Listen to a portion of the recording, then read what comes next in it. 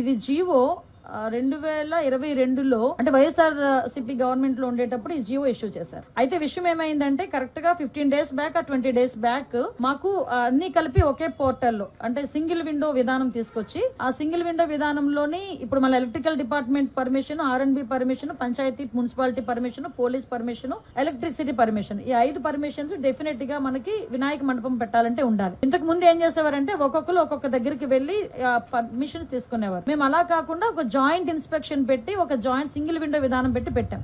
అయితే ఆ రోజు ఏం చేశారంటే ఇదే జీవోని నాకు డిపార్ట్మెంట్ వాళ్ళు తీసుకొచ్చి ఇచ్చారు.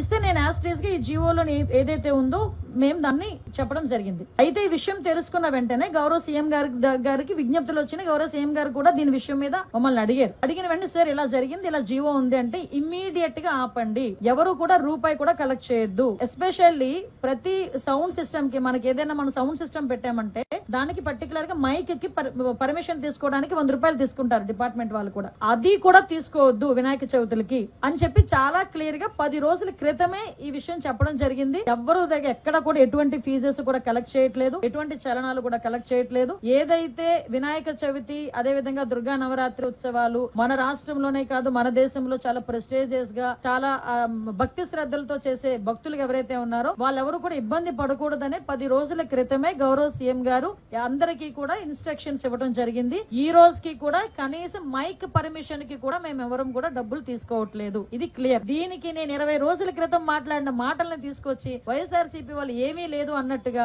ఈ రోజు కావాలని దాన్ని ట్రోల్ చేసే పరిస్థితి చూస్తా ఉంటే వాళ్ళ తాలూకా తెలివి తక్కువతనం, అదే విధంగా వాళ్ళు బురద జల్లే కార్యక్రమాల్లో వాళ్ళకి టైమ్ సిచ్యువేషన్ అలాంటివి ఏం అవసరం లేదన్న సంగతి కూడా చాలా క్లియర్ గా అర్థమవుతుంది. ఇది క్లియర్ గా ప్రజలందరికీ కూడా అర్థం కావాలి కాబట్టి చెప్తున్నా. ఇది ఆల్రెడీ 2022లో ఇచ్చిన జీవో. ఆ రోజు ఆ జీవోని కూడా పక్కన పెట్టి ఎట్టి పరిస్థితుల్లో ఎవరికి కూడా అది కలెక్ట్ చేయొద్దు అని చెప్పారు. ఎవరు కూడా అక్కడ కలెక్ట్ చేయట్లేదు. ప్రతి ఒక్క చోట కూడా వినాయక ఉత్సవాలు అంగరంగ వైభవంగా జరుగుతున్నాయి. ప్రజలు ఎవరు కూడా ఇబ్బంది పడట్లేదు.